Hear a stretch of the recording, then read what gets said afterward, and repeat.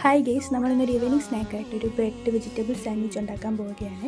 ഇതിലേക്ക് ആദ്യം നമ്മൾ കുറച്ച് മയണൈസ് ഉണ്ടാക്കുക, അതായത് ഈ ഒരു കൺസിസ്റ്റൻസിയിൽ കുറച്ച് മയണൈസ് ഉണ്ടാക്കുക. അതിനുശേഷം ബ്രെഡോ ബണ്ണ് നിങ്ങൾക്ക് ഇഷ്ടപ്പെട്ട് എടുക്കാം.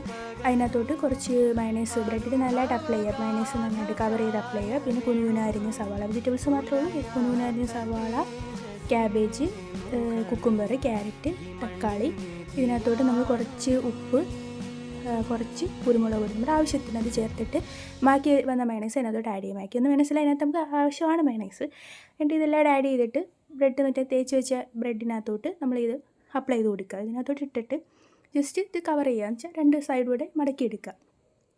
അങ്ങനെ പൂർണ്ണമായിട്ടും നമ്മൾ ടോസ്റ്റ് ചെയ്തെടുത്ത ബ്രെഡ് അങ്ങനെ ചേർത്തിട്ട് നേരെ നമ്മൾ ഈ ഓവനകത്തോട്ട് കൊണ്ടുവയ്ക്കുക. ഓവനകത്ത് വെക്കുകയെന്ന് വെച്ച് കഴിഞ്ഞാൽ ഓവനില്ലാത്തവർക്ക് കുക്കറാണ് പ്രിഫർ ചെയ്യുന്നത്. കാരണം കുക്കറിലൊരു 5 മിനിറ്റ്സ് ചെറിയതായിട്ടൊന്ന് സ്റ്റീം ചെയ്ത് സോഫ്റ്റ് ആക്കുക, അത്രേ ഉള്ളൂ.